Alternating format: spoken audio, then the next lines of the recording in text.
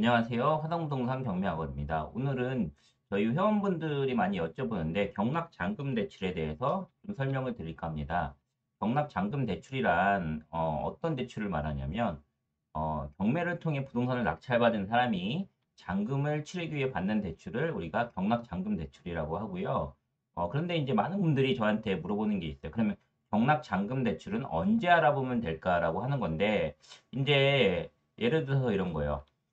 자, 내가 경매를 이번에 하려고 하는데 과연 대출이 나올까 안 나올까를 고민하고 계시잖아요. 그리고 나와도 얼마가 나올까 고민하고 계신데 예를 들어서 주택 같은 경우는 경락잔금 대출도 이번에 627 대책 그거 때문에 제대로 안 나오는 경우가 많아요. 그 경락잔금 대출은 주택에 관해서는 동일하게 적용이 되는데 그 외의 물건들, 예를 들어 상업용 물건 같은 경우는 대출이 웬만하면 좀 나오거든요. 그런데 이렇게 얘기를 해요. 그래서 내가 이거 입찰을 하려고 하는데 잔금을 미리 알아봐야 됩니까? 라고 물어보면 저는 이렇게 얘기를 드리고 싶어요. 만약에 대출 상담사들이 몇 명이 있는데 그런 분들한테 입찰하기 전에 저 물건 대출이 얼마나 나올까요? 라고 물어보면 그 대출 상담사들 입장은 이렇게 생각이 돼요. 뭐냐면 이 사람이 낙찰을 받고 나한테 대출을 받을지 안 받을지도 모르는데 정확하게 대답을 안 해요. 그냥 어떻게 대답을 하냐면 소득 나와요? 그러면 소득 좀 있어요. 그러면 아마 낙찰가에 얼마 정도 대출이 나올 거예요. 라고 얘기를 합니다. 그래서 그런 경우에는 사실 마찬가지예요. 그 부동산이나 이런 데도 이 사람이 살지 안 살지 모르는데 적극적으로 대응 안 해주는 것처럼 낙찰을 받고 나서 알아봐야 정확하게 알 수가 있어요. 그리고 또 한 가지는 뭐냐면 많은 분들이 착각을 하시는데 내가 주거래 은행이 있다라고 하면 그 은행에 대출을 이렇게 알아본단 말이죠. 그런데 예를 들어서 이런 거예요. 오피스텔을 1억 5천짜리 1억에 낙찰받는다라고 하면 그 은행에 연락을 하면 어떻게 얘기를 하냐면 이런 거죠. 아니, 이게 대출이 지금 오피스텔 같은 경우는 뭐 담보 비율이 얼마고 예를 들어서 이런 거지. 1억에 낙찰받으면 담보 비율이 70%야. 그러면 7천만 원에서 그다음에 최후 선변제금을 또 빼야 돼요. 그러면 최후 선변제금 빼고 뭐 하고 하면 대출이 뭐 한 2, 3천, 3, 4천밖에 안 나온다 이렇게 얘기를 해버려요. 그래서 나 대출 안 나오나 보다. 저거 낙찰받으면 그리고 포기하시는 분들이 가끔 계시는데 제가 항상 말씀을 드리지만 이 경락 잔금 대출은 내가 소득이 어느 정도 있다라고 하면 그리고 대출이 별로 없다라고 하면 낙찰받고 어느 정도 이제 은행을 알아보다 보면 나오거든요. 사실 작년부터 올해까지 저희 회원들이 한 50여 건 낙찰을 받았는데 여태까지 대출이 안 나온 적이 한 번도 없고요. 제일 적게 나온 분들은 75% 낙찰가에 그리고 많이 나온 분들은 90%까지 나왔다라고 이렇게 보시면 될 것 같아요. 그래서 여러분들은 경매를 하면서 내가 기본적인 소득하고 그다음에 대출 수준 그런 것만 어느 정도 맞는다면 굳이 경매에 낙찰받기 전에 하는 게 아니라 낙찰받은 후에 알아보는 게 정확하게 알아볼 수 있다라고 하면 되고요. 그리고 저 같은 경우는 이제 사실 이쪽 경락 잔금 대출을 하는 분들을 좀 많이 알거든요. 그러면 그쪽에 연락을 하면 A라는 데서는 한도가 별로 안 나오더라도 B라는 곳에는 한도가 또 잘 나오는 곳이 있어요. 그리고 한도뿐만 아니라 대출 이자도 A라는 곳하고 B라는 곳마다 은행마다 그때그때 특판하는 대출이 다 있기 때문에 금리적인 측면, 대출 한도적인 측면에서 다 다르기 때문에 여러 군데를 같이 알아보면 된다. 그래서 너무 걱정하지 않으셔도 된다라고 말씀을 드리고 싶고요. 구체적으로 대출 조건들을 좀 살펴보면 627 대책을 받고 나서 저한테 이제 대출 상담사가 보내온 이 대출 가능 금액이에요.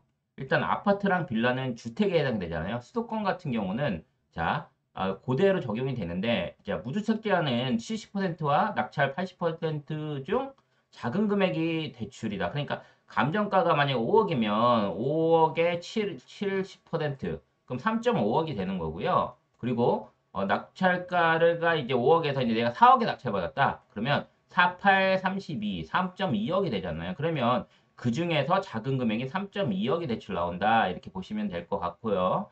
그리고 이제 이거는 뭐냐면 6개월 내 전입 조건이 당연히 들어가고요. DSL도 맞아야 된다라고 하는 거고요. 만약에 1주택자라고 하면 이것도 똑같이 감정가 70%, 낙찰가 80%둘 중에 작은 금액인데 이것도 기준 주택을 6개월 내 처분하고 6개월 내 전입 조건에 맞아야 된다라고 하는 이런 조건이 붙어요. 그리고 만약에 이런 경우가 있잖아요. 뭐냐면 네, 사업자로 하는 경우 있어요. DSR이 나오는 2주택 이상자는 매매 사업자나 전재산 거래 사업자를 내서 신탁 등기를 해야 대출이 나온다라고 하는 거예요. 신탁 등기가 돼야 예. 신탁 등기라고 하는 거는 신탁사의 소유권을 잠깐 넘겨놓는 거죠. 아파트는 2억 미만에는 감정가 60%, 낙찰가 80% 중에 작은 금액, 3억 이상은 감정가 80%, 낙찰가 80% 중에 작은 금액, 빌라는 네, 감정가 60%, 낙찰가 80% 중에 작은 금액 이렇게 이제 나오고요. 다만 이제 오피스텔 같은 상업용, 그러니까 오피스텔이나 지식산업센터나 상가 같은 경우에는 감정가의 뭐 80%, 낙찰가의 90% 중에 낮은 금액인데 요즘 제가 보니까 대부분 어떻게 되냐면 낙찰가의 80% 정도까지가 한도로 좀 해주더라고요. 그래서 뭐 금액이 너무 작다 이러면 뭐 75% 나오는 경우도 있고 이러니까 그 금액에 따라 좀 다르니까 요거는 저희 회원들 같은 경우는 저한테, 뭐, 대충 그 낙찰 받기 전에 물어보면 제가, 그동안의 경험을 살려서 제가 대답을 해드리고요. 그리고 이제 가끔씩 이런 경우가 또 있는데 뭐냐면, 오피스텔 지산업센터 상가를 낙찰 받으면 우선 이제 임대사업자를 내서 난 임대할 거니까 임대사업자로 할 거야 라고 하시는 분들이 계시는데 이러면 임대사업자 같은 경우는 뭐가 필요하냐면 RTI가 또 들어가요. 그래서 대부분의 저는 추천을 해드리기는 일단은 내가 직접 사용하는 거, 예, 그 뭐 임대를 나중에 주더라도 내가 사용하는 개념으로 이 해야 RTN이나 이런 것들 DSR 이런 걸 안 보거든요. 이게 사업자 대출인데 사업자 대출로 받는 게 유리하다라고 말씀을 드리고요. 그리고 임대사업자로 만약에 한다라고 그러면 RTI를 보는데, RTI가 나오는 거는 상관이 없어요. 근데 RTI가 안 나오는 게 있어요. 예를 들어서 이런 거죠. 오피스텔을 낙찰받았는데 이게 뭐 월세랑 이자를 따져가지고 RTI를 정하는데, 예를 들어서 이런 거죠. 나 임대를 받는데, 1억짜리 오피스텔이 뭐 그 50만 원 월세다. 그러면 대출이 생각보다 덜 나온다라고 하는 거죠. 그래서 이왕이면 맨 처음에 사업자 대출로 해서 내가 직접 쓰는 걸로 받는 게 유리하다라는 걸 말씀을 드리고요. 그리고 이제 또 많이 좀 착각하시는 게, 자, 일반 대출, 우리가 일반적으로 아파트를 매매하거나 상가를 매매하거나 오피스를 매매할 때 일반 대출 같은 경우는 모든 지점에서 취급을 하는데, 이제 이거는 뭐냐면, 경락대출하고 좀 다르게 개념을 보셔야 돼요. 왜냐면 내가 경락대출이 일반적으로 전문적으로 하는 데는 뭐 낙찰가의 80%까지 나오는데 그 물건을 그대로 내가 거래하는 주거래은행이 우리은행이야. 그래서 우리은행 지점을 갔더니 이거 대출 얼마 나올까요? 물어보면 대부분 얼마 안 나와요. 왜냐면 그분들은 이 시스템, 뭐 감정가라든가 이런 시스템들을 이제 잘 학습이 안 돼 있다 보니까 그 대출이 굉장히 한도가 적게 나온단 말이에요. 그래서 항상 우리는 어떻게 하냐? 경락 대출을 받는데 이 전문적으로 경락 대출을 취급하는 그런 곳으로 받는 게 훨씬 더 대출 받기가 유리하다라고 하는 거예요. 그래서 대부분 일반 대출보다 좀 더 큰 금액으로 대출이 가능하다라는 것을 알려드리고요. 그리고 이 신용등급은 꽤 중요해요. 왜냐면 이 신용등급 최근에 대출을 받다 보면 뭐 저희 이제 농협에 좀 대출을 좀 받는데 농협 같은 경우도 이렇죠.